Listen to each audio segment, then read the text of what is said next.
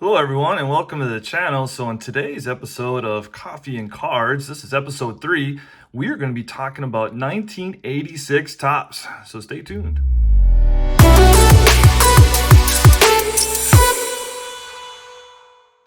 So, I got a different mug here. I got my Wisconsin Starbucks mug for Coffee and Cards today.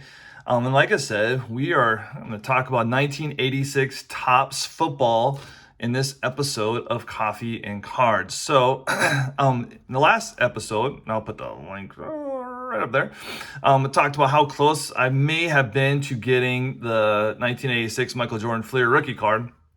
Well, this is actually, I didn't even think about it when I was filming that video. This is actually proof, another incidents where I was really close. So, I got the whole set of 1986 tops. I'm going to show you some of the other cards here while I'm talking. I got the whole set of 1986 tops for Christmas. I guess it was in 1987. I think my mom, or I assume my mom, ordered it for me out of the J.C. Penney's catalog. And those, if anyone young is watching this, yes, there was things called catalogs back in the day, and yeah, so it got ordered out of the catalog. I had the box full of cards, and I had kept all those cards in that original box all this time. Yeah, so I would assume that the Fleer set probably was in there too. I would guess. I mean, there was probably different sets of cards in there. We got old Reggie White. We got the Minister of Defense. God, I just love these cards. And so yeah, another chance of possibly have gotten that 86 Jordan, but I'm not going to complain. This might be one of the granddaddies of football sets. I mean, it is loaded with just great players. This is, like I said, this is Reggie White's rookie card here. Like third-year card of Elway, I believe, second-year or third year. Just a great card. I love all these cards, and it's so, you look at the sets from the 80s, and this one, just the green border, like it just stands out so much with the stripes. I guess I never really thought about it, but I guess those would be like the 10-yard line markers on the card. I guess maybe that's what they were thinking. But I love the cards. They stand out so much. I'd love to hear people's thoughts on these cards. There's the Elway stats. Only 7 touchdowns that rookie year. You got Marino there. I also love how they always put the little marker there, like Topps All Pro. There is, I believe, 396 cards in the set, so it was a pretty big set. It was all broken up by teams, so the cards weren't like randomly assorted. All the teams were put together. There's all Montana's. That's a beautiful looking card of his. So yeah, like I had the whole set, and I absolutely loved the cards. Now, on the sad note, I pulled all the studs from this set. You can obviously see I've done that. And here's a great picture of Warren Moon to the Houston Oilers.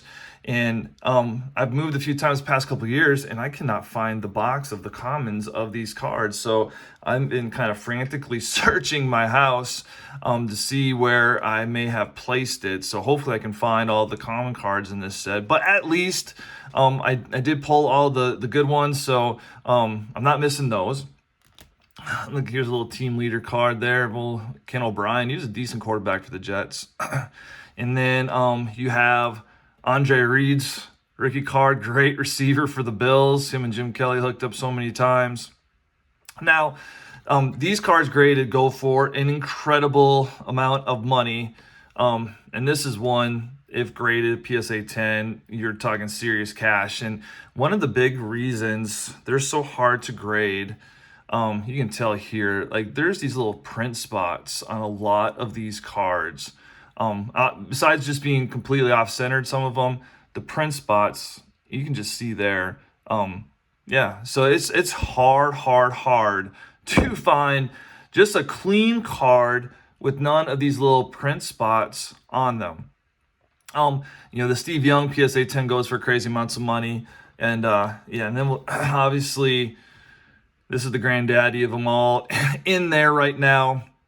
Just recently sold for $40,000 to PSA 10. Now this one, Yeah, it looks really good. I am going to send this one off. I have no belief that this will come back a PSA 10, but I do not see any of the print spots.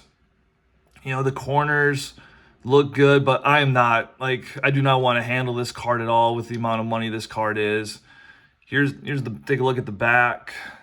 Looks like there's a little mark there, so that, like, I know it's not gonna be a pit. I think there's only less than 40s the pop count on this card, but I want to get it graded.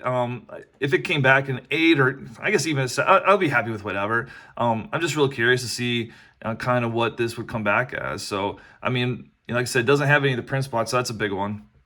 And then this is kind of a funny story. So when I got back into the hobby, you'll see here I got the PSA card of Pittman there, and then there's old Eric Dickerson, which is really, look at it, just leaning back and chilling a little bit. And so when I first got in the hobby, I got this wild idea that, yeah, I'm gonna get like a whole PSA set of this set because I loved it so much. So I started picking up cards, nothing crazy, maybe between like $7 to $10 when I could put, and this one's a PSA 8. So yeah, I was just picking up cards, and I got about, I'd say close to 20 of them. And then, I realized it's not going to be really feasible, and at least money wise. And then I just got more focused into the hobby. So, it's when you get into the hobby, or a lot of people talk about just being kind of real focused on what you want to do in the hobby. And this was at a point when I got back in that I was not focused at all. And I was, buying things here and there and everywhere. But maybe one day I'll get back or try it again. But yeah, so I got like 20 of these PSA. Most of them are like 7 and 8s cards. So yeah, so 1986 Topps. I got it for Christmas. Yeah, back in 1987. Once again, real close to that 86 Jordan Fleer card. But I'm not going to complain. Just beautiful cards. So I'd love to hear people's comments, what they think of the set, like just the look of the set overall. If any of you guys had the set yourselves, love to hear the stories about it. So anyways, hope you're all doing good. Until next time, YouTube, be good. Go Niners.